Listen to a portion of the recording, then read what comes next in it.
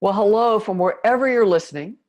I'm delighted you joined us for Navigating Difficult Situations Part 2. I'm Kathy Aubert. I use she, her pronouns. And I just want us all to take a deep breath.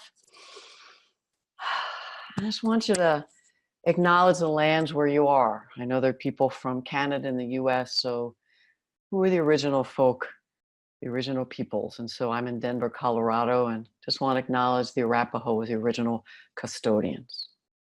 I don't know about you, but I can feel it in the air these days. We've been in the 40s and 50s. It's, I think, 30s. It's fall. In addition to hot chocolate, falling leaves, pumpkins, you might also notice there's increased stress in your work environments, home environments, community organizations. Have you started to feel that pressure, the tension around you? And if so, you're not alone. Because in meetings every day, a minor disagreement, a minor misstep can explode and escalate full-blown into a difficult conversation. And what can you do before it spirals out of control? That's what we're talking about today.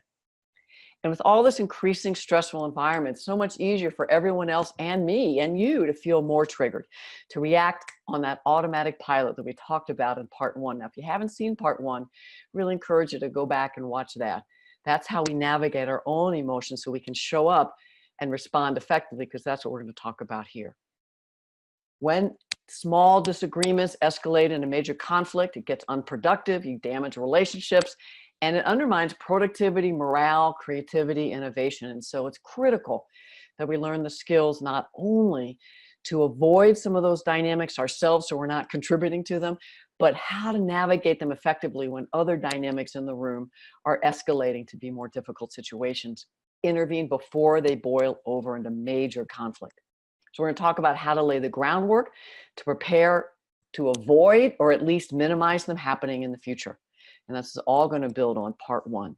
And so the learning outcomes today, we're going to start with developing more proactive strategies. How can you bring your team, your department, division together to successfully navigate, discuss when triggering events, conflicts happen? What can we do? Part of that will be navigating and negotiating group norms, how to effectively notice when we're triggered, when others are, and what we can do to make it more productive in the moment. We'll talk about the skills to de-escalate conflicts in the very early stages, and then how do you engage others when they're triggered. To be honest, when I first developed this webinar last week, I had 3 times the amount of material I have right now.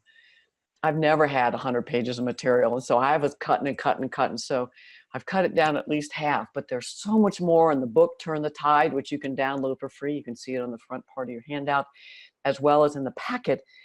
I'll probably only talk about 1/3 of the resources. So you can use those in this webinar for professional development and get lots of people engaged and involved. So today I'll share strategies, tools. I'll be talking most of the time. I might refer to some handouts, but this really webinars is me sharing information. If you'd rather be in workshops with me where you have activities and bring teams together so you can actually have the conversation, that's what the Virtual Institute is, and that's October 25th. Starts the same time and goes for 3 hours live. And those you can sign up for, and that's where I will facilitate the workshop, and you can be a participant and the site coordinator and bring lots of people together.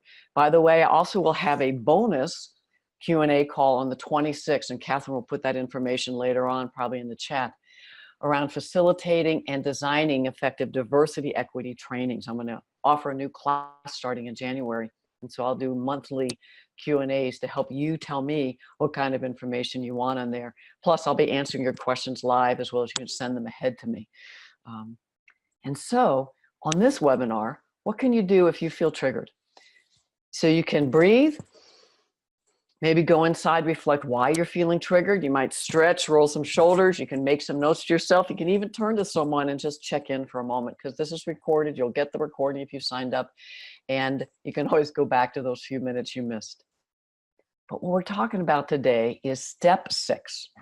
We went 1 through 5, how you can navigate yourself in part 1. And now, when you're more centered and clear, we're going to talk now about tools and skills to use in these situations. How do you choose among the smorgasbord of possibilities? Now, take what you like and leave the rest. I'm going to talk about a lot. Some may work for you, given your group memberships, your context of your organization. But I ask you to hold on to all these resources, maybe monthly, look at the packet every few months, pull people together to watch the webinar, because you can only eat so much in this webinar. You know, you got a smorgasbord in one sitting. And so there are a lot of tools that if you keep watching this and going over the resources, I think you'll add them to your toolkit. So what we're talking about is how can you minimize triggering events so they don't escalate in the moment, one-on-one, small groups, divisional meetings, even large organizational meetings. And again, what can you proactively do in that moment? So when people are triggered, they're snapped, what can you do in those moments? Now, some leaders think it's too time consuming, but as Brene Brown's saying right here, leaders must either invest a reasonable amount of time attending to the fears, the feelings of groups, preparing groups to deal with conflict, or you're going to squander an unreasonable amount of time trying to manage ineffective behavior, inappropriate behavior. So invest now, plant now, prevent dynamics in the future. And so one of the key first steps is to negotiate and navigate working agreements, engagement norms, really co-create these on the team.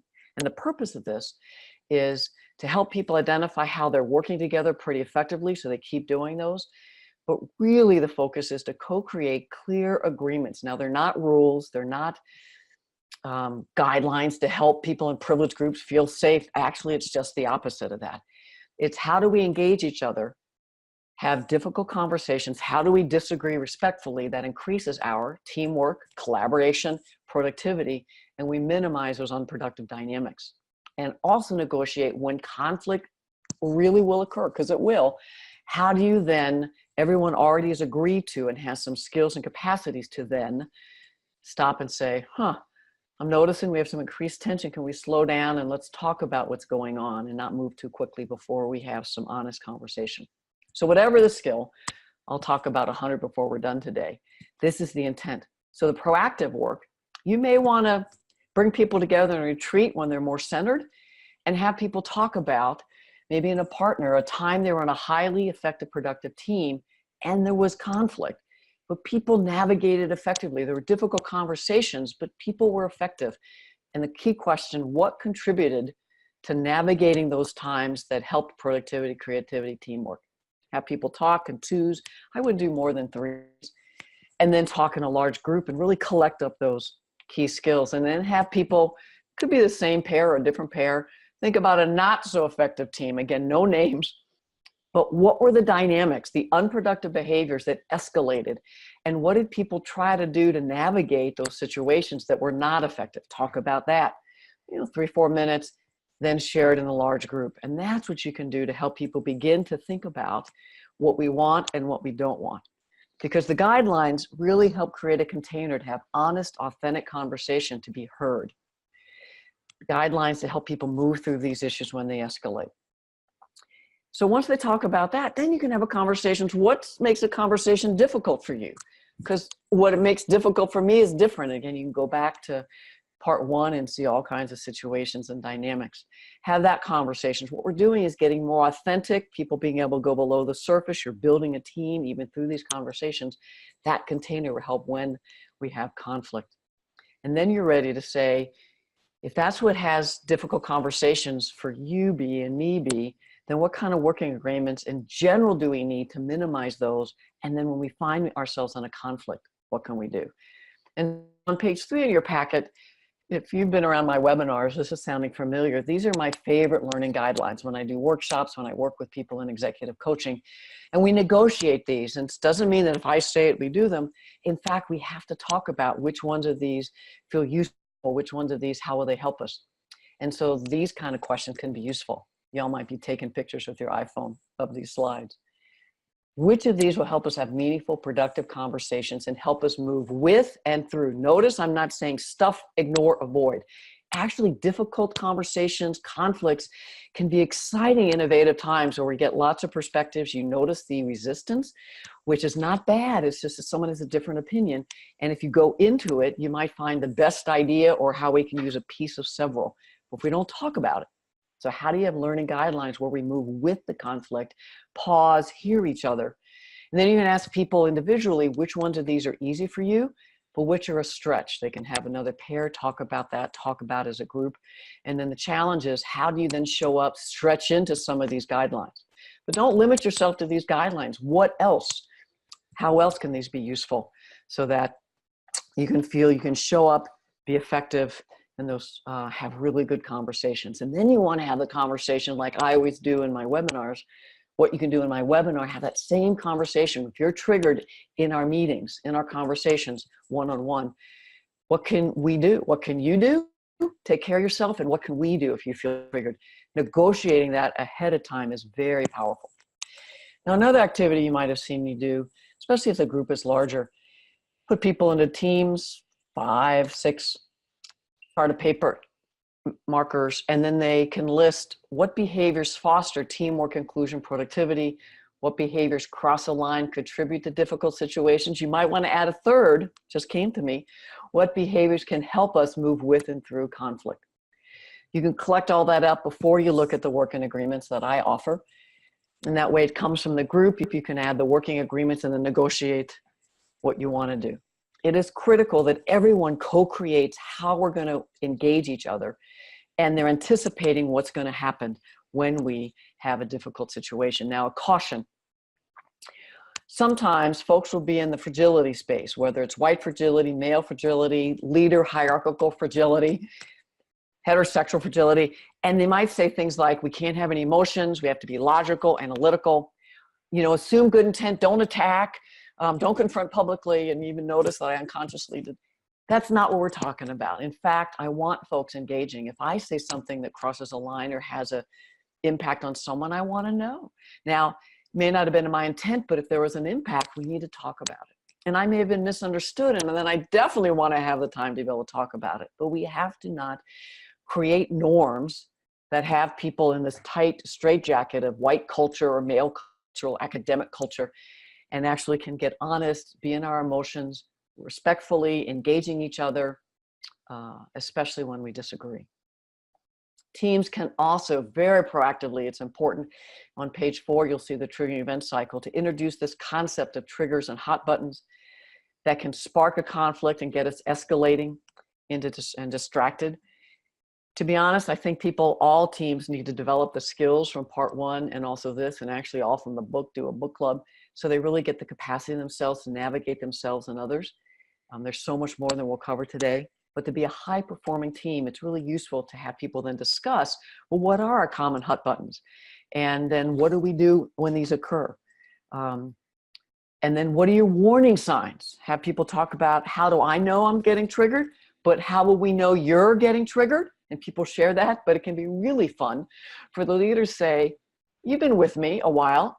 What are your clues that I'm getting a little hot under the collar? And let people tell you. It can break the ice, and then say, who else wants us to give you feedback about our clues that we think you're triggered? All of this team building, it can actually be fun, but it teaches the concept, gets it into the norms of the group, and can be really powerful then to prepare the group to be ready for when these moments occur, because they will. As I mentioned then on page 5 and 6, in part 1, I talk about how to do this, but have people first look at themselves and identify in small groups what their triggers are, maybe share large groups. You can actually have the whole list blown up on the wall and have people go check what they are, and you see what the common big triggers are for 10, 15, 20, whatever you have in your group. You can do a jot form if you have 50, 60 in your team, whatever it is, but get people familiar and then talking to each other, and that way they can more likely minimize as well as notice when they're happening. Another handout that is also in there, talk more about in part 1, is pages 7 to 8, and that is these unproductive meeting behaviors. These happen all the time, and for some people, they're not a huge trigger. For others, like if you interrupt me, it's usually a pretty high trigger. And so this could be a gentle way to introduce the concept, and especially if these occur from people in a privilege to someone in a marginalized identity, whether it's hierarchical, white to person of color, older to younger, someone identifies male to female, heterosexual to queer, someone who speaks like I do, and someone with a Spanish or Russian accent. So any of that dynamic has a much more multiplied impact. These are inappropriate, unproductive to anyone within similar identity groups, but privileged and marginalized, expansive impact, and could be part of the trigger. So getting your folks to really talk about what are the triggers, the difficult dynamics they want to avoid, how do they respond sometimes less effectively, those 4 Fs. Talk about that. And then when we respond in these ways, react ineffectively, how can we engage each other? So if you're triggered, how would you like me to engage you? If other people are triggered as a group, you negotiate that. And again, the August webinar, How to Create an Inclusive Team from the Start, had more of these tools and more explanation. How do you start a team around these issues? So you can look back at that to get just a few more insights. It's really clear. Key, you do this. If we personally feel triggered, what can I do? If I think someone else is triggered, what could we do? And if I think we're moving into an unproductive conflict. Now note, I'm not saying all conflict is unproductive, but if it's feeling unproductive, what you can do, negotiate that ahead of time. We have to get people to realize that the norm of the group is we expect people to speak up, show up, stand up for something. Everyone is responsible for noticing their own dynamics, noticing team dynamics, and speaking up to have us be more effective. And those are the skills we'll start talking about. The key, again, proactive strategies to minimize difficult situations, because you create the container, more people know tools, skills, you've agreed to how you're going to move forward, you establish that framework. And so now we're going to move into step 6. Many tools. Some you're like, I do those, but you're like, ooh, I haven't used them a while. So dust them off, maybe oil them up a bit so they're more present in you. And to be honest, you'll probably find some today that you want to add to your toolkit. You might need to get a much bigger toolkit. Now I want to start with some tools and strategies that I want to acknowledge my dear friend Naomi Sig. Naomi Sig, her name's very small there at the bottom. It's also in the handout address. We were working together a couple years ago and she's like, we need a model to help people think about their intentions before they choose a response. And we were brainstorming and then she's like, wait, these spell address. So there are 7 concepts. Now she works in the Multicultural Affairs Office at Case Western University. And this is the material we were co-developing for Diversity 360 student workshops that they've been doing, I think 4 or 5 years now. All their new students get 3 hours around microaggressions, privilege, marginalized. It's a very exciting. Give her a call if you want to learn more about it. But address can help us remember what are our intentions before. It can slow us down, particularly if we're mildly or mediumly triggered. What can you do before something escalates? And so 7 aspects. You can choose a tool that might do a couple of these, or you might use a couple tools that do 4 or 5. The order doesn't matter. I'm going to talk about them in order. I can get kind of linear sometimes, but I like address. So let's say you're in a meeting, someone makes an offensive comment. What can you do before it escalates? Well, I remember a time someone used a phrase I thought was very insensitive and racist, and I acknowledged it by just speaking over it. I wanted to raise their awareness and the group's awareness, as well as to do a little educating just by saying it. So they had said, we're talking about illegal aliens, and that's a high trigger term for me, and particularly in this current context. So I just spoke over them, the preferred term, as I understand it, and said, people are undocumented. I didn't stop them talking, but I acknowledged their comment. Hopefully that was enough for them to recognize it and others. Now, the first time someone says something that crosses a line, I tend to give the benefit of the doubt that they hear that term all the time. Maybe they were taught it and no one's ever engaged them differently. So in the moment, at that time, I didn't want to do a 3-minute educational piece, but I at least want to acknowledge it was going on, and then I was going to follow up with them.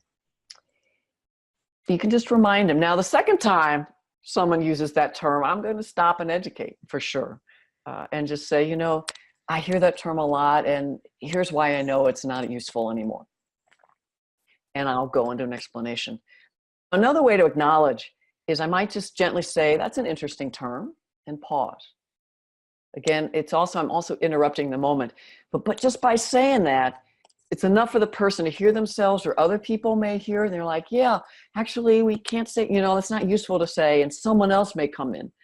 The key, I think, in difficult situations, I believe, is I like to start as gently as I can, what will shift the dynamics and have people not shut down and get more people involved in the conversation. Acknowledging it's critical. We can't let things just plop and stay there. So the first D is dialogue. Now, in my mind, that's the end goal of any intervention in a difficult situation, whether it's in the moment or you follow up afterwards. So when an offensive comment is made, I might ask the person to reflect. So you ask a question and say, I'm curious, when did you first hear that concept? I heard it when I was growing up. Is that when you first heard it? When did you first hear that term or phrase? Another question I might ask to start a dialogue is, I'm curious, what was your intent when you said that? Or what was behind the story you just told? Because if you look around and notice people are beginning to feel triggered, you feel the energy in the room heat up, any of these gentle interruptions can bring energy down, have a productive conversation before it escalates. I might directly address the impact to start a dialogue and say, you may not be aware, but my guess is some folks are a little taken aback by your comment. I know I was. Can you say more about your intent, what you were trying to communicate? So again, there I start a dialogue by first noticing the impact on me and others. Now, there are times I'll dialogue in the moment, and there are times I may dialogue afterwards. If you think the person may be more open for a one-on-one engagement, or the environment is not the place to speak truth to power, you may acknowledge it and then make a clue to say, why don't we talk later? Or you're going to approach the person later. And then if the whole group comes back together, they may come back and address it themselves, or you might ask them to start the meeting that way. There are times that I've addressed in the moment, dialogue, been pretty direct, and I've won the battle, but I lost the war. And so sometimes now I'm looking at the context and thinking, how can I get the most education and change here while not losing anybody? Now, the second D that Naomi Sig came up with is document. There might be situations, even the first time, that are so egregious that it's important to document them. Let a supervisor know, might be HR, an ombudsperson, someone with more authority, so that they notice if this is a pattern with this individual person or it's a pattern in the organization that needs to be addressed. Now, some organizations have an anonymous process, a bias response team, or a process, something like that. If you don't, and you're like, I'm not ready to escalate it that much, you just may want to document it yourself. Write yourself an email with a date stamp. I forget things too often if I don't write them down. And so if you just write yourself an email, you may want to do it on your personal email if your work email is something that people could subpoena. But just have something so that in the future, if it's the second or third time and you want to reference the first time, you have all the details. Now, the R is for redirect. I rarely do this, but I want you to know it's one of the options. If you're at the end of the meeting and you're like, we got to get something done, or we need to change the subject so that, because the container is just not there to move in to have the difficult conversation, I might say, on that note, let's move on. Now, my tone is very clear that I'm acknowledging what's going on. I'm stopping it, but I'm not moving in to have the conversation. I might say, we just have a few minutes.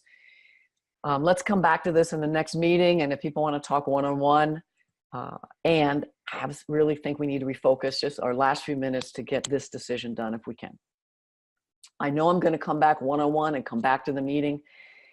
And sometimes I redirect if I'm not the person that they'll listen to, but I know their supervisor or a peer. And particularly if you're doing it across level, comments from top leaders, many people do not address. I hear that every time I go into an organization. And so redirect may be a way to acknowledge something without putting your career on the line. And then how do you work with people then to strategize offline? Who's the best person? How can we address this indirectly? Again, these are interpersonal ways in the moment, but often what's happening in the moment is an indicator of what larger organizational change needs to happen. And these tools don't work for everything. Often educating can be really powerful because so many people may not know what they just did to cross the line and to raise awareness. So someone made an ageist comment about millennials, and I said, I hear you, and I know others have said similar. In my experience, I found that I love being with younger employees. They're sharp, hardworking, and their new ideas keep me on my toes. So I just offer a new idea, not in judgment, not in blame. Or someone makes a racist comment, I want to educate.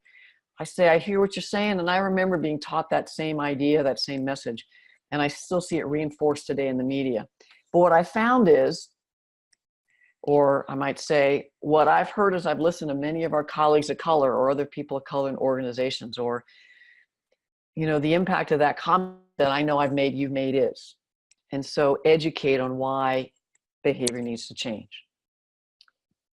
The first S is stop. do something to interrupt the situation. I've already given you a few tools. Another might be, come on, not here. Or that has no place in an organization. Now, both of those are more direct. The redirect is a stop that's more indirect. Come on, we just need to move on. More direct could even be, this conversation is going down the wrong road. I need us to get back on track. And even more direct, I'd like us to stop for a moment and talk about what just happened, those comments. I don't believe those comments have any place in our organization. They really violate our core values. So you saw me kind of escalate the intensity and directness. What I find is some people really, especially with fragility, white male, whatever, will react defensive, shut down as we get more and more direct. I'm not saying we can't be. Just know that the resistance is there. And then you can say, I notice you just turned away, shut down, and started looking at your phone. What's going on? Takes a lot of advanced skills to hold the room, or even one-on-one when you move into that level. And yet you can. Now there are costs. Could be cost of the relationship, cost of your reputation. Now there also could be benefits. Folks go, that's a person who's really walking their talk. And so I just want you to be thinking about, given all your group memberships, the climate and how long you want to be in the organization, how direct you want to be. Because for some, a more direct approach, there could be retaliation, unproductive consequences that come at you. Now, in my opinion, leaders have to be the one clearly to notice, address, recognize, stop these types of moments. They have to set the stage and have to be very aware of what's going on and educate before things escalate. Now, the final S is support. You do this many ways. Now, the person who's impacted by inappropriate comments, disruptive behavior, all the address, acknowledge, educate, stop, all that, even redirect, may feel supportive in the moment. And you can also do it through your nonverbals. You can look at folk. You can look like this is not okay. Make eye contact. You can also show support by being the second person to speak up. If somebody else says something first, you're like, yeah, can we slow down? I'd like to talk about what just happened. I actually think the second and third person to say, yes, we need to stop, it's their influence can help turn the tide and get the energy in the room shifted back to productivity and discussing what's going on in the moment to really find a way through. And a final way to show the support is to state how you were impacted and invite others. Like, I'm feeling some kind of way, anybody else? Again, we got to show support in many ways, and it might be afterwards. Something in the moment, and then afterwards, texting, going up to them right afterwards, or later go to their workspace and talk about it. Afterwards, you also may want to say, now strategically, when these happen in the next time, what else could we be doing? What would you like me to be doing? I'm thinking I could do this. The address model really helps me to remember there are many different outcomes I can use, and be intentional thinking about what I'm trying to do before I choose a specific tool. Because the tools we're about to talk about, by the way, I've already talked about 20, they can be used in many of the different outcomes of address. I make my choice based on the context, what's been going on in the organization, my group memberships, their group memberships, the power and privilege in the room, what I think will be successful in the moment, what's going on in the national context, and then always following up can be powerful. Now, you can tell I love acronyms like address, and I want to talk about one I've made up over the years, PAIRS. I need something that's going to help me. Sorry, that would have been useful to see it like that. It really helped me in the moment. It's an easy thing to remember for me to think, okay, pan, ask a question, interrupt, relate in, or share. And so I'm going to walk through these and give some more examples. I'm on page 13, begin some examples there. And so what you want to do with panning is to really be able to notice the behaviors that are happening, but without judgments or assumptions, those stories that I talk about in the step 3 of the triggering event cycle. I want to acknowledge LCY Cross Associates. That's where I first learned their concept of tracking. I've added 1 or 2 concepts to this, but it's really mostly their work to really notice dynamics with an inclusion lens. So by group membership, privileged, marginalized, what are the dynamics? Who's doing what and who's getting impacted? Is it an individual moment, or is this reflective of a pattern? And then to be able to describe the facts, the circumstances, without judgment, interpretation, assumption. Pay attention now. That's what panning stands for. It's like a camera. Instead of a snapshot where you're snapping and you're triggered, you're like, let me slow down, let me get all the facts and see what's really going on. And that might help us in a couple ways. It could help you to decide how you want to respond because you use the facts to diagnose. Interesting. This is happening. Ooh, I just saw that. This reminds me, this happened last meeting too. So how do I want to respond? Scanning the room also helps me slow down. I might then notice my own, pan my own emotions so that I can de-escalate so I more effectively choose. So you can diagnose, to consider, and you can also use what you're panning, what you notice, as a part of how you want to engage. And so, for instance, you may see 2 people, 3 people who are having a conversation, but you're like, wait a minute, they're all senior leaders. So you're noticing with an inclusion lens. And so you might share your observation. You might say, I'm noticing it's a great conversation, but before we get to a decision, I'd love a few voices in because I'm noticing it's mostly senior leaders talking now. So who else has an idea or wonder or question? And then I'd look around the room. And so I'd notice the pan, that by hierarchy, there was a dynamic I wanted to interrupt. I shared it as the intervention. There are more of these panning ways to intervene on pages 13 as well as 26, and lots of stuff in between. Again, just to notice and share about yourself or others. Now, you can pan at 3 levels. Noticing your own self and sharing some of that. I'm noticing I'm feeling uncomfortable. I'm noticing I'm getting excited about this idea. Wow, you're feeling frustrated. I'm feeling excited. Tell me more about why you're frustrated. I'll talk about I'm excited. So at the individual level, you can have some conversation. But you can also pan at the group level, because at the individual level, you might notice 2 people are interrupting. One's interrupting the other person, right? And you notice that. But if you step back and you say at the group level, what can I notice? And whether it's any of these group identities, same scenario, one person interrupts another, but you're like, wait a minute. 2 people got interrupted. Now that I think about it, both of them are new employees, entry-level positions. That's interesting. Now, wait a minute. A third person just got interrupted. Of the 3, 2 are folks of color, and the other one's a woman who uses a wheelchair. Wow. And most of the people talking in the room have been here a long time, and most of them are white. And so you gather information with group memberships with an inclusion lens, and then that maybe helps you think about how you want to respond. Now, if it's the first time and only time you've ever seen it, that's interesting. And you might say, can we just slow down and notice our dynamics? What are people noticing? A gentle pan and asking people to slow down. If it's a pattern, you may say something like, can we stop a minute? I'm just noticing a few people are getting interrupted. Anybody else noticing? Again, asking people to notice can be helpful. And I might say, what I'm noticing is folks that are generally newer to the organization, more folk of color, and someone with a disability. So I'm just noticing, I don't know if this is a one-time incident or if it's a pattern, but I'd like to slow down because I really want to hear what you all said. So I can notice the dynamic, share the group member, and then invite people in. Panning helps me reflect and help others reflect on the group membership to notice the patterns and that are undermining productivity and interrupt them before they escalate. Now, a skill that you can use on page 12, there's like 22. Now, I copied this and I have it in front of me, so you can share this with an entire team and ask them which ones of these they already notice with a group lens and which ones they want to add to their toolkit. And that could be a quick professional development. But having this in front of you, if you have a meeting leader, they can have it. If you have 1 or 2 process observers for every meeting, they have it in front of it, and they just shift those roles meeting to meeting. But it can be really helpful to have these in front of you so that you're noticing and intervening these dynamics. Plus, if everybody gets trained in this, they may not participate in these unproductive group meeting dynamics anyway. Now, there are a number of ways you can pan. I've already modeled, I think, all of these. But to give you the concept to redirect, indirect, direct, or connect, I just want to highlight them quickly. And redirect, and they're on page, sorry, what page was that? You can see, I can't see myself. So redirect, again, I don't use it that often, but these categories help me remember I don't always have to be direct because the climate may not be able to hold me, especially given my group memberships.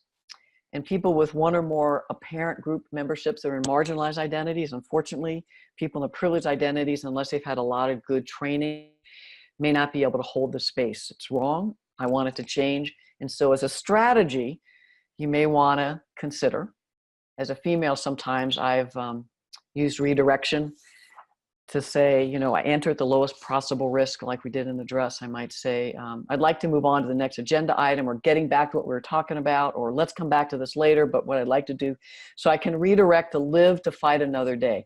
Now, this does nothing to change the current dynamics, and it actually, things could just sit there and accumulate. So it's something I rarely do. But indirect is something I often do. Again, a strategic strategy, often out of a marginalized identity, so be heard, to get back on track. Now, you do have a privileged identity, especially if folks are tired of listening to me. I'll do an indirect, a more vague general comment to refocus the group back on the topic, shift the unproductive group dynamics. So it could be posing a possibility, something like, you know, it might be useful. You know, I hear that, but I wonder if we should. Can I suggest? Again, a gentle, it's almost like you're softly, softball, throwing a softball. You know, one way we can move forward, it might be more productive. So some people think this strategy is you're getting submissive. I think it's a strategic strategy. Now, if you're doing it out of small energy, then you want to get more into your confidence. But it's a strategy to be heard and help the group move through a difficult moment without necessarily having to address it head on at that moment. Now, at some point you want to, in a retreat or a meeting where we're coming together to talk about what we do effectively, what things we're doing getting away, what do we need to do differently. It's more of an organizational intervention. But there might be times that you just want to gently recognize the group dynamic. I'm noticing some folks are getting interrupted. I think we're a couple ideas plopped. I want to make sure we get back to them. An indirect without naming people or naming even by group membership what's happening. I've already talked about a number of group dynamics, ways you can engage those from a direct response. Sometimes I'm direct from the beginning, sometimes I work up to it. So you acknowledge the current situation and the uninclusive, disrespectful dynamic, you just name it. And so there's a couple ways. You can state your own thoughts and opinions. I think we need to pause and talk about how we're engaging each other. We seem to be violating some of our group norms. Can we just slow down and talk about our group dynamics? So you're putting yourself out there, you're saying, here's what I'm noticing, you're panning, and then you're inviting the group to look at itself and shift. Or you might say, I think it's important that we talk about these issues, and so I think we need to really stay on this. Or I'm feeling uncomfortable with the tone of the conversation. Now, that's one way to be direct. Another is you share your observations directly. It could be, I'm noticing every time we start to talk about dynamics of race in our organization, someone shifts it to gender identity or into sexuality. And I'm wondering why we can't stay on race. Let's talk about that. Or I've noticed when we start to talk about our team dynamics, people look down, look at their phones, start writing. What's going on for folks? My story is you're feeling uncomfortable. So it's a direct intervention. You're noticing the dynamics. Again, you're not confronting someone's personal behavior. We talked about earlier, you can do that. So I tend to try less direct methods first, though sometimes something's going on, I just get real direct to raise it up. And if it becomes a pattern, then I think direct is much more important. Connect, you see me do a couple times. The idea of this is to get people to connect, to bring 1 or 2, 3 other people in so you're not the only voice. Connect to what you're saying, connect to what other people are saying. These type of tools can move a group off of a heated moment that's not getting anywhere when 2 people are debating and you're not getting any progress. You get more voices. So it could sound like, anyone have another opinion that can help us think about this? Or anyone connect to what Julie's saying? Or I'm curious what other people think. These are some great ideas. What do other people notice, or what do they bring up for you? Too often, I think 1 or 2 people get into like a ping pong match.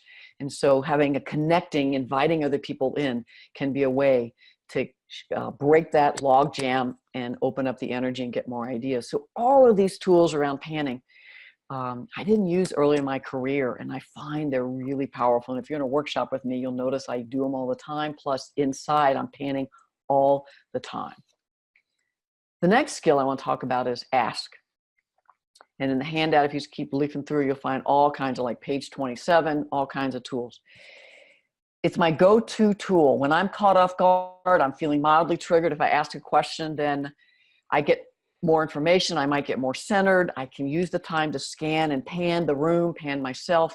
And as I get more information, I can see if I misunderstood, but I get more ideas about how to engage the person. So asking a question is phenomenal. Here are some of my go-to questions. Can you say more? Can you give me an example? Help me understand what you mean. Truly, if you practice those 3 questions so that they become what you do, just a habit, a good habit, that when you start to feel out of your body and triggered, can you say a little bit more about that? Help me understand more. That'll give all you and everyone else in the room a chance. Could be what you need to move through the difficult conversation. Can also be useful to get some concrete information that'll balance the ideas and the concepts that are out. And so I think too often people are arguing concepts in their head, and I think if we get down to concrete examples, gives us something to work off of.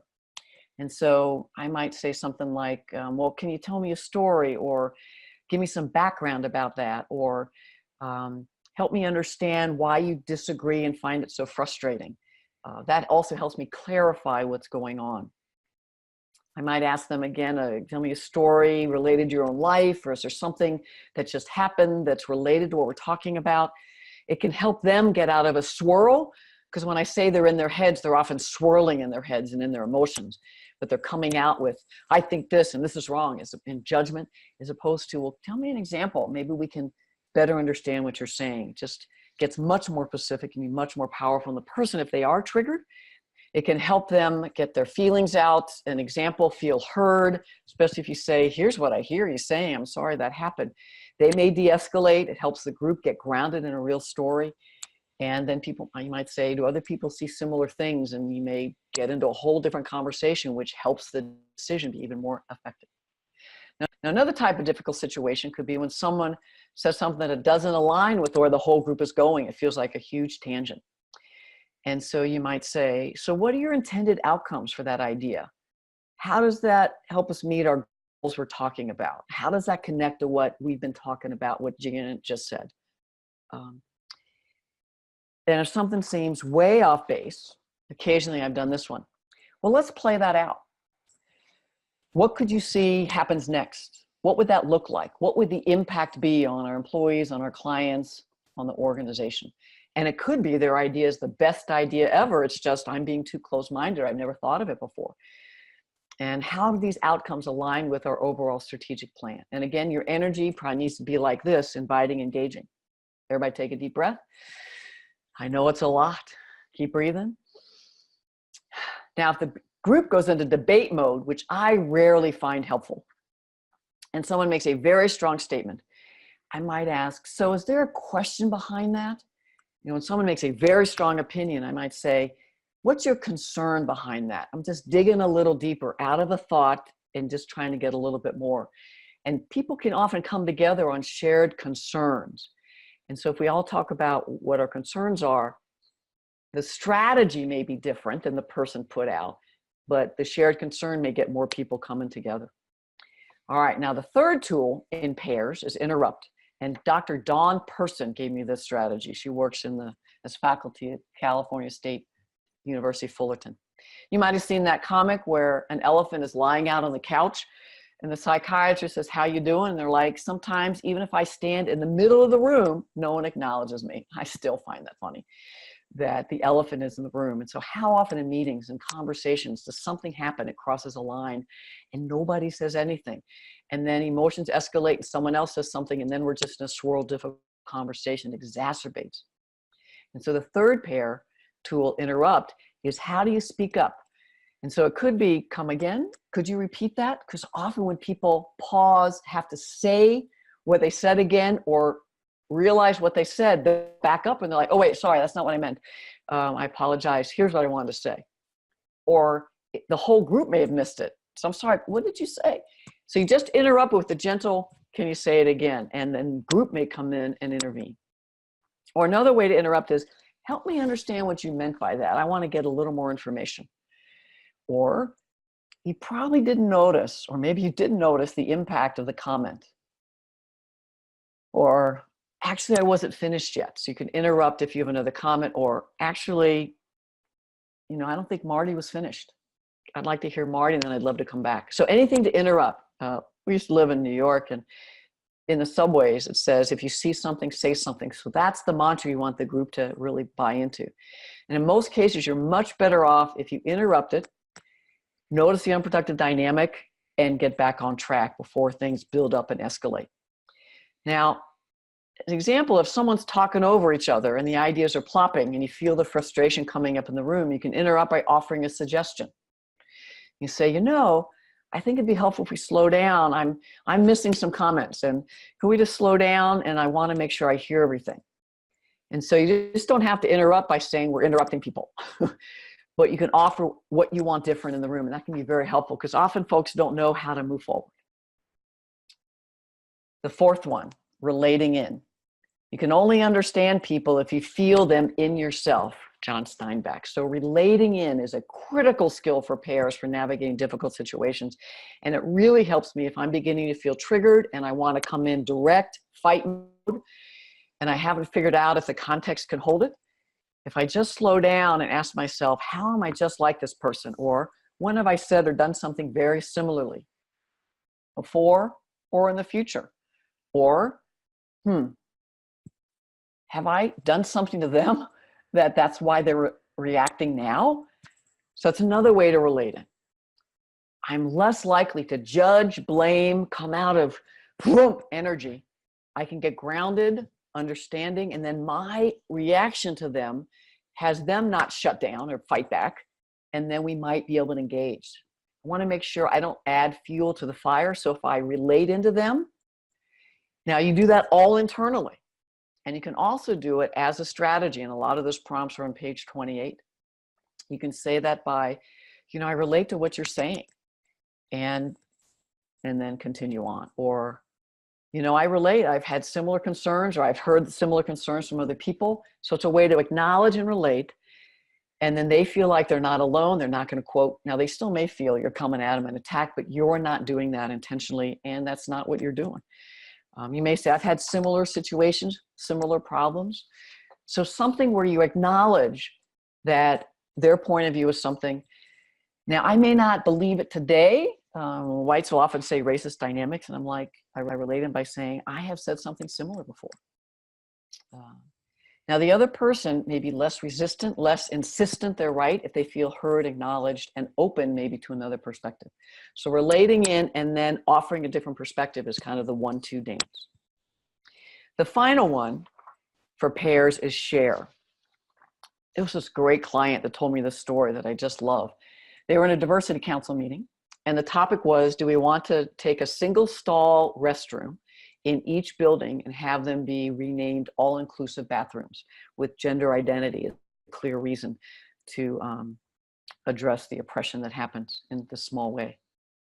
And so he said, yes, I think we need to. Well, he noticed, he panned, the next 4 comments, 3 were no's and only 1 was yes. And so the energy of the room was going no. And instead of coming back in debating and saying yes again, he chose a different strategy, which was sharing. So he decided to share a story, and he said, I remember thinking and feeling similarly. Notice the relating in. He said, and my kid who's in college came home for the break. He said, there's this great documentary about teenagers who are trans, and I want to watch it. Why don't you sit with me, Dad? And he's like, okay.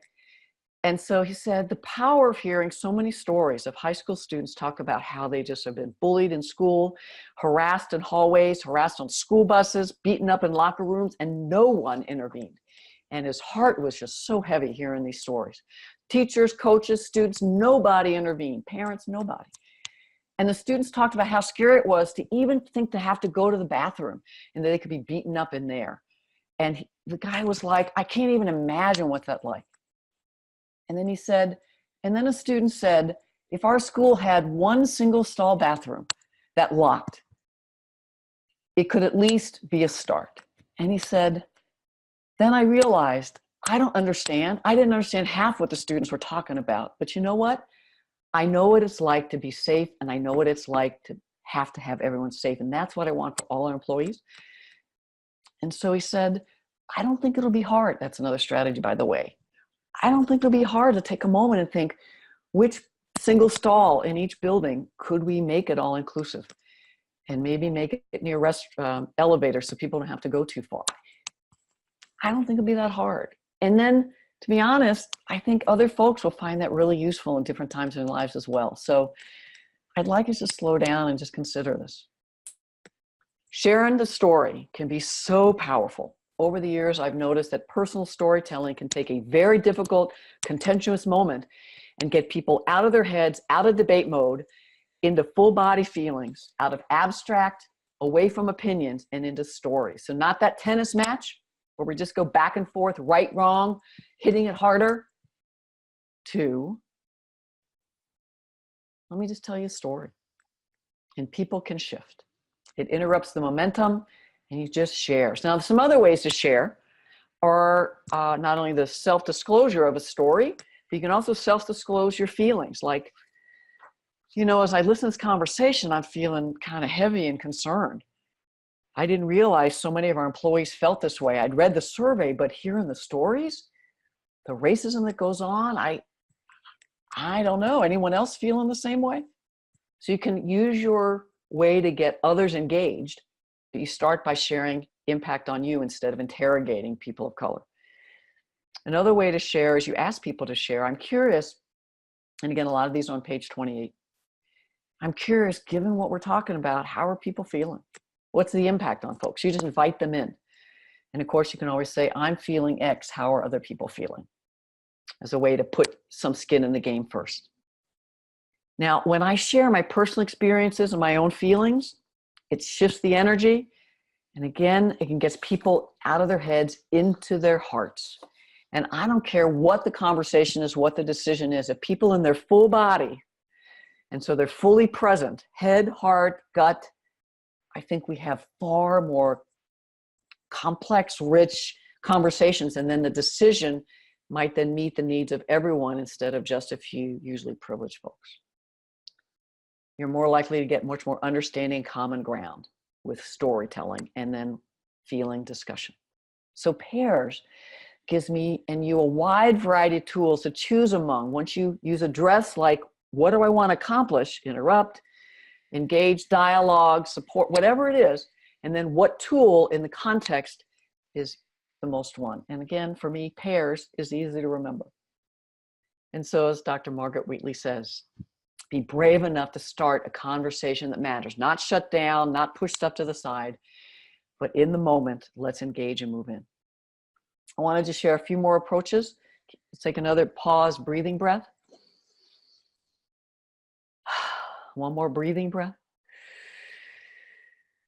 By the way, when you're in difficult situations, a breathing break can be powerful. Let's take another one.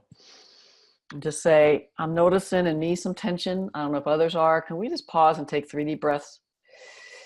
Again, it's not stuffing, it's not avoiding, it's getting people clearer, maybe de-escalating just a bit, that they can show up thoughtful and in emotions in that pairing that we talked about in part 1.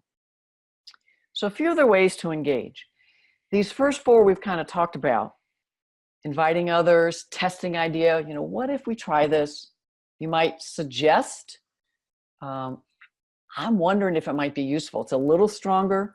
You can even state your preference. If we're up to me, here's what I'd suggest. Each one just a little gentle. It's not a stake in the ground yet. I actually don't recommend that.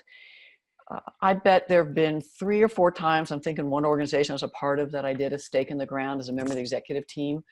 The group was not ready for me doing stakes in the ground, and I was not ready to stay in the group. I did stay. I've not found that a useful tool to say, we have to do this, there's no other way, especially if I'm coming out of self-righteous rage and anger. Each time I did it, I was deeply triggered. It was useful. But what I want to talk about is, what if someone else chooses, or unconsciously just is so triggered and they say, we have to do this or else we're a horrible organization, we're going to be whatever it is. What do you do when someone else puts a stake in the ground? It doesn't have to be that intense, but they're really clear. There's no room for discussion. They're right. Everybody else is wrong. So again, you can ask them to tell a story. Can you give me an example that highlights what's fueling your energy right now? Why you think this is so important? Or paraphrase back to them. So here's what I'm hearing.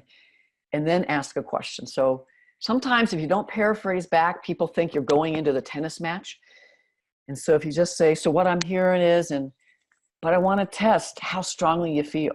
Because sometimes just asking, how attached are you to that idea, can have them realize that, oh, wow, I am triggered. And they might say, I really think it's a good idea.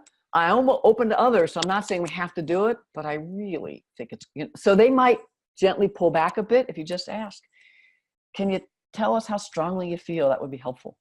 And here's a couple reasons why.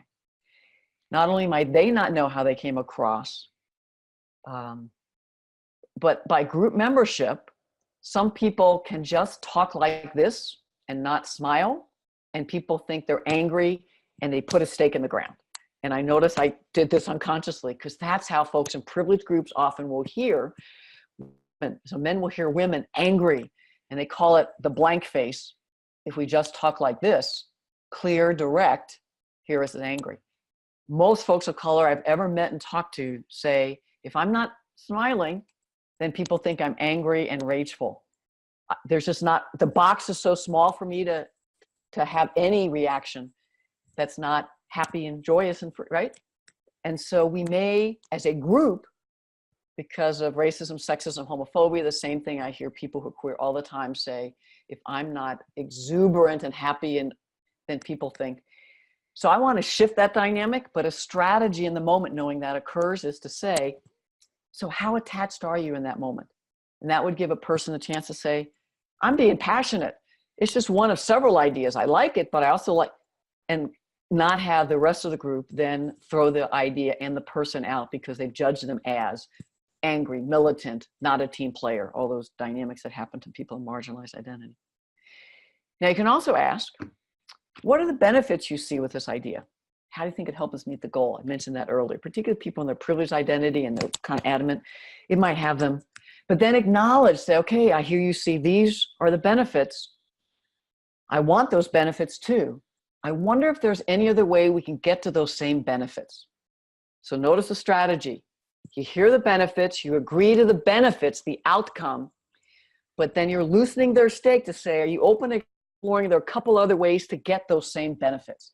A very powerful strategy that I love and remember to use every so often. A couple more tools. You've seen me do it a couple times already, giving the benefit of the doubt. And this one, it can be really powerful to help someone who might be a little more insistent or in resistance to realize they're being heard. And so I might say, you probably already thought of this. And you probably already noticed the impact of your comment, or I know you didn't intend it. Now, let me be clear. I don't know their intent, but if I think they have a negative intent, then I'm going to spiral into trigger. So it's better for me to get more grounded and less triggered if I do a benefit of the doubt and just say, my guess is you didn't intend it. And I want to talk about the impact, or what do you think the impact was? And then finally, you're probably not aware, but when you just said that, I saw some people kind of move back. Can we just slow down? And what was your intent? So benefit of the doubt gives the person whose behavior you want to engage a moment to pause, maybe not act and say anything more that will just get us further into difficult situation. And it also gives me the chance to not be in judgment and blame. I can also maybe try to relate in. Helps de-escalate my emotions, their emotions. So we're looking at the impact, not who they are as a person. Now, to be honest, in some challenging situations, especially if I don't see a way through, it can be a great time to take a break. Time to reflect, decide differently. That could be literally a break. And you can just say, you know what? I got to run to the restroom. Can we just take, so indirect way, you could be more direct and say, I'm noticing the tension and strategy are coming too fast for me. Can we just slow down and maybe everybody take a few notes on what ideas they think have been really good? And then we can maybe take a stretch break too. And then in 5 minutes, come back and what strategies might be useful. So for reflection time could be useful. You could always have people turn to a partner and share what those are, or groups of 4 or 5, and then come back. Any of that will break the moment that it was escalating, but still get us hearing everyone and moving forward. You can be more direct in taking a break. You can say, I'm noticing things are escalating. I'm having trouble thinking clearly. I'm feeling a little triggered. I don't know if others are. I'm looking around the room. I think we might be. Can we take 5? I want to be able to kind of get a little more centered to come back to this fresh. So you can actually name it if you want to be more direct. Now another tool is a parking lot. Again, like redirect, I don't use this as often, but if I'm workshops and someone asks a question that feels coming from, that's interrupting and I don't want to stop. Say, great concept, great idea, let's park it and get to it before the end of the meeting, end of the workshop. If it's too provocative in your opinion for that moment, sometimes that's why I do it. Or if I think the group isn't ready to do it. Now the key is you got to come back to the parking lot before the end of the meeting, or say we're going to start there for our next meeting. And if people want to talk in between, my door's open. Take a deep breath. Responsibility, aligning our intentions with our actions. At step 6, we're only effective if we stay centered. And so if you find yourself beginning to feel more triggered and you're on that traffic circle at step 5 and you're like, ooh, I want to put them in their place, or I want to, say something so I'm right, then you need to reset your GPS. And again, you can go back to part 1 and look at how I do that, or look in the book. But pause and ask yourself, what are my intentions in the moment? What am I trying to do? How can I respond in ways where people feel respected, leave feeling whole, the group moves forward? Again, you're changing your thoughts, you're shifting your intention so you don't go down the road that's not effective. Any of these will work. You have to realign our intentions to our behavior. How might I feel if someone says what I'm thinking of saying, right? Now, we've talked a bit about what you can do when someone's triggered. I just want to offer a few more. Again, you can name what you're suspecting. I'm wondering, I'm feeling a little triggered. I'm wondering if you're feeling triggered. Something that's a little more direct. I'm noticing you're speaking with a lot of energy. And again, I unconsciously, what you saw me do, this kind of thing means I'm not sure, but I'm being direct. You can just ask. I wonder if you're kind of hit a hot button. Something I've done a few times, often in relationship, often one-on-one. So I might say, I hear you, and that response is unusual for you. I'm wondering if something else is going on. I want to address what you're raising. And you got a lot of stuff in you. What's going on? I've been doing this for years. So if you're like going, just know that those tools may not be ones that you use often. And if you haven't read the book, you haven't had a book club or done a lot of workshops on navigating difficult situations, you just may want to know that those are possible and they're out there. If I think someone's triggered and I'm like, they're not open, the group isn't ready, or we don't have enough time, and I just want to put a pin in something, I might, actually, I just did all these, sorry. Acknowledge you're feeling triggered. I'm wondering. Clouding. Agree in principle. I hear your point. I think that needs some more time. Why don't we come back to it, right? Agree in probability. You could be right. That one statement has been helpful in many relationships. You could be right. And then you can agree in part. Here's where I agree with you. Here's where I think we come together and have common ground. Is there any more common ground that you see as we've worked together? And then why don't we make another meeting to both think about, maybe do some research, talk to some of the people, the areas where we haven't yet found common ground. That could be a way to move forward.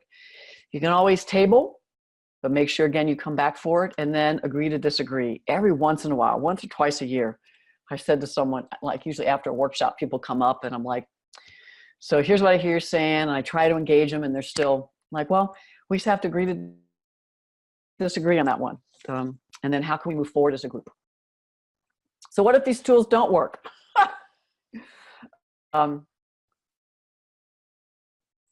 And it could be you ask others to take the pulse and you get the group saying, what are you noticing? How well we working together? What do people see?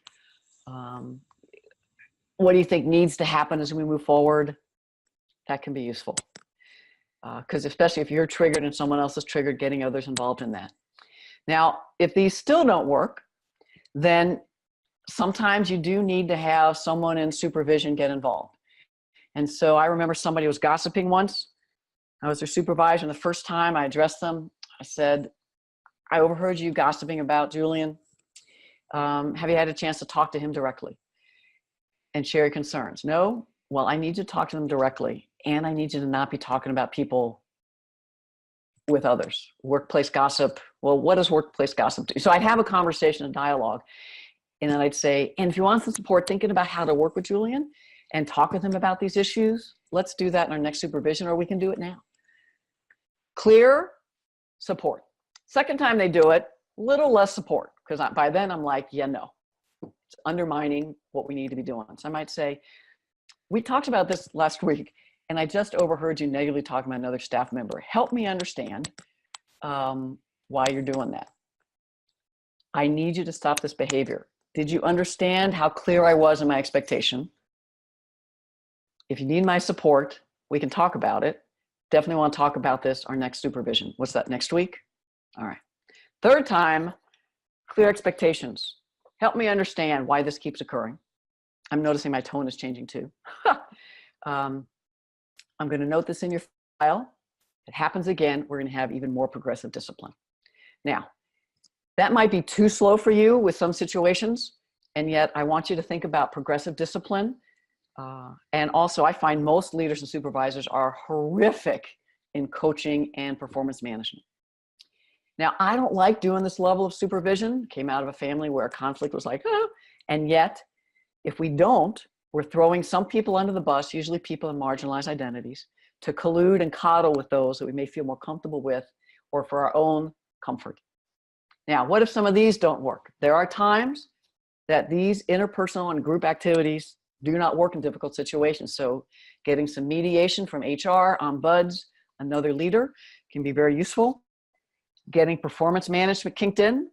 Now, that's if your HR is a place you can go that is not a sieve, but actually is there to work for employee success and not to cover for the organization. And then hopefully there's some type of grievance process inside the organization or outside in the city if you have to go those ways. And sometimes organizations are so dysfunctional and unwilling to change that the best thing you can do, we'll do self-care in November, might be to look for another job. I'm not recommending it as the starting place, and yet to survive, sometimes you need to. We are always under construction. There are so many more tools in the packet, in the book. This is a lifelong process of change and growth that I don't want you only to do individually, but share all these with people you work with, your supervisors, share them with HR, anyone that's doing training in your organization, because you need repetition and practice over time. You can get these skills in you as a habit. I am here to tell the truth that many times when a difficult situation, especially if I'm centered, I'm very effective in those moments. Even if I'm mildly triggered, sometimes moderately, I have these automatic effective responses. How we react to difficult situations can be a significant impact on individuals, team, and organizational success. We can change and improve the workplace, the climate, the culture, and set expectations to how everybody needs to engage over time, how they need to create a high-performing team. And every time we react effectively in a difficult moment, we're modeling with intention, integrity, how to make a difference. And people can follow our example, one step, one moment at a time. Now, these tools, again, are on page 46 to 48, more high-level tools, and these can be what you use in some pre-work, some assessment of the entire organization. What skills do they have? What skills do they want? Therefore, what professional development? We're trying to get people to do what Gandhi said, be truthful, gentle, and fearless. I believe there's this either or going on. If we confront, we have to do fight. Many of the tools that I've learned, mostly from people of color over the years, are there ways to engage and be very direct, very effective, and yet people will meet you where you are, and you meet them where they are. And sometimes that's some gentleness with fearlessness. All these books you have on the first page, these can be great individual team reads as well as book clubs. You can still download them for free.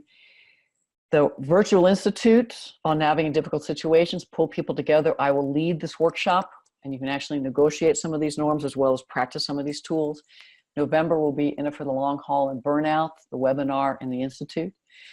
I also think it'll be fun to pull people together for this bonus Q&A in October the 26th. There's the link. You may want to take a picture of this, as well as the second link. You can start now to send me questions and dilemmas. I'm going to, the ones I collect up is what I'll be answering, plus it'll be live like this so people can use the chat and Q&A. I'm just very excited as I build. I want to use your ideas to build a 6-month course that'll be mostly self-paced on designing effective workshops on equity, inclusion, and diversity, and how to facilitate effectively, especially in difficult moments. So I'm very excited about that.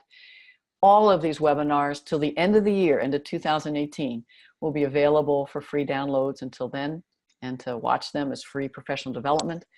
You can also get recordings of the virtual institutes for a fee if you want to find them there. And finally, if people want to work more long-term with me, I'm still having people come into this fall's Inclusion Practitioner Program. Still have 3 sessions left. The next first one, tomorrow's number 10, I think. You can join now and get the last of these, and then we start January 11th.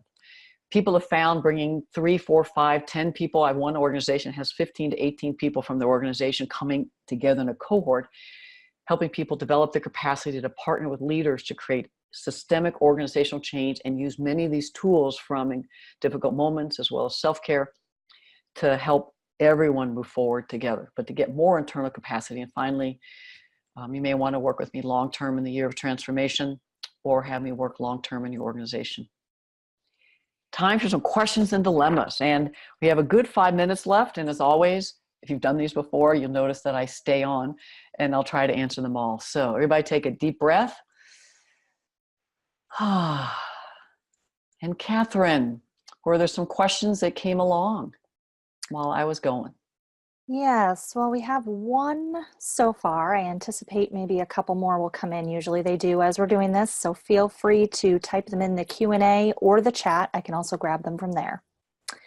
So the one that we have right now is, what happens when you have 1 to 2 persons who are not open to changing behaviors, often ends up being toxic to the overall function of the whole team?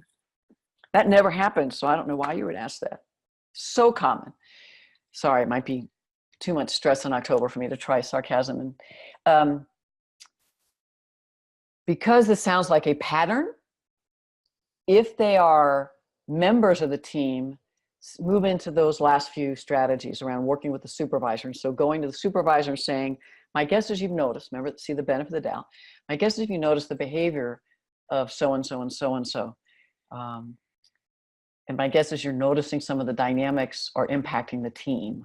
Can we talk about what I'm noticing personally and what I'm picking up from the team? And so you have a conversation one-on-one with the supervisor.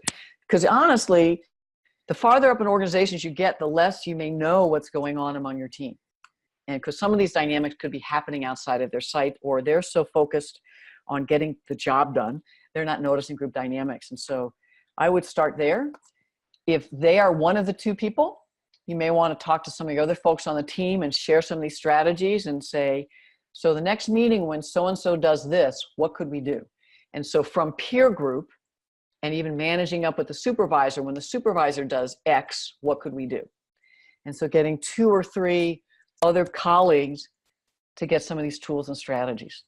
I think team retreats can be an amazing place for people to recognize what they're doing or what other people are doing, they're having a negative impact, and renegotiate. So if you remember the beginning of this webinar, you don't have to do it when you start a new team. You can have, this is October, so maybe end of December, mid-December, when things slow down a bit, or early January, negotiate with your supervisor, can we have some team retreats? And you can do it gently by saying, I'm realizing as I'm listening to some of these free webinars, it's just a good idea twice a year to do retreats to look at how we're working together so that we have even better high performance and outcomes and productivity. So again, frame it in whatever the supervisor cares about. They care about profit, that we can have better customer service and profit if we really also take a look at our team dynamics. Because as you've noticed, again, benefit of the doubt, things are getting a little more tense these days, and I'm just noting some old behaviors coming back. I'd be glad to help partner with you to lead the retreat if you want, or me and somebody can do it, glad to do it. Or if we have the resources, an outside local facilitator. So that's, I think, a great strategy. You may have resources in HR, sometimes organizational development, training departments within human resources or some group like that can be useful. Again, if you trust them, they have a social justice lens and they hold confidentiality. Unfortunately, too many organizations I meet don't. You may look in your community to see what nonprofits, what other community-based organizations around equity and inclusion have people doing training around these issues that can also do team building. Those are some quick ideas. Did we get anything else? We did. We have another question here. We always hear from at least one white person who says, open quote, "Why do you focus on race so much?" End quote. I, a white woman, get triggered and my anger probably shows. Any ideas? Yeah. I thought you were talking about this workshop, but actually I didn't talk about race as much usually as I do. I think whites often have that reaction to me, especially if they're early in their identity development. So what I might say in that moment, like, yeah, I do. And I do it because I have so many racist attitudes and behaviors that if I go unconscious at any moment, I'm going to keep complicating and adding to the racism that our folks of color we work with are experiencing every day. And so I talk about race a lot for me, to keep me present and aware so that I'm not contributing in the ways I used to. And if my talking about it helps other whites to realize the implicit bias, the below the surface ways that are still fueling some of our behaviors, we're not necessarily consciously trying to say white is right or white culture is the only way or whites are smarter. But I could tell you 3 things that have happened just this week from whites. I'm not going to tell names, but I could tell you things I've seen in meetings that had the impact of reinforcing white is right and better. And so that's why I talk about it so much. Are there topics of diversity you want me talking about more too? Because it could be I'm not talking about class enough, because that's one, and disability oppression are 2 that I'm trying to talk about more, but I'm not as smart about. Are there some that you've got some information that maybe we can start meeting to share? Because I'd love to know more. What do you know more about that you can help me? So you notice what I just did is I said why, and then I owned what I don't know as much about, and it's a strategy to say, what do you know more about that maybe I can also talk more about? Because it could be they're triggered out of the silence around immigration status or around disability oppression. And if we get into oppression Olympics, which often can be fueled by the pain of silence and the continued marginalization, in this case, disability oppression that's happening, it's infused in everything. And so by asking, they may say, yeah. Or they may say, what I'm noticing is education bias and elitism, and that I don't have a college degree. And I'm noticing no one's talking about how I have great experience, and there's so much experience from people, but all we care about in interviews is where they went to school. And I'm like, you're right. I need to talk about that more. Thank you. Tell me more about what it's like. So I can use it as a way to acknowledge why I do it. Ask them what else I should be talking about. It may get to some pain points, and or they may say, well, your behavior around language, just yesterday, you kind of laughed when someone mispronounced a word using a Spanish accent. So you never know where these dialogues will go when someone is pushing back. If I don't meet them in the same debate or resistance, I'm like, yeah, I do talk about race a lot, and here's why. Then I might ask, well, what's the impact on you? And to be honest, they may say, I've talked to 6 different white people who have shut down around you because all you talk about is race. Well, that's good feedback. It's not my intent. It's not what I want. I say, well, what do you think would help? And then might have a great conversation. So hope there were a couple clues in there. The other thing I'd recommend is, you probably saw part 1, but if not, I'd go back. But there's a whole handout on journaling a triggering event. And you may want to just go that whole cycle of what was the situation, what were the roots, story I made up, feelings, thoughts, reactions, intentions, and then how did I react ineffectively, and what could I do differently? And then share that with a couple whites and see what they say.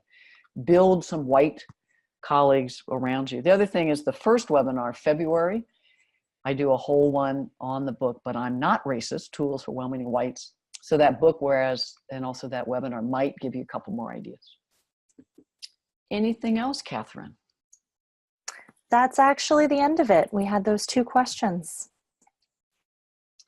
Well, we still have a bunch of people on, so I just want to say thank you all for the work you're doing, especially in the fall, as we get in. So many of y'all are in education, the end of the semester, but even if you're getting in the end of the 4th quarter in corporate, these tools and strategies could be a great professional development, even a 1.5 hour, 2-hour one for your team, your whole organization, just to remind people.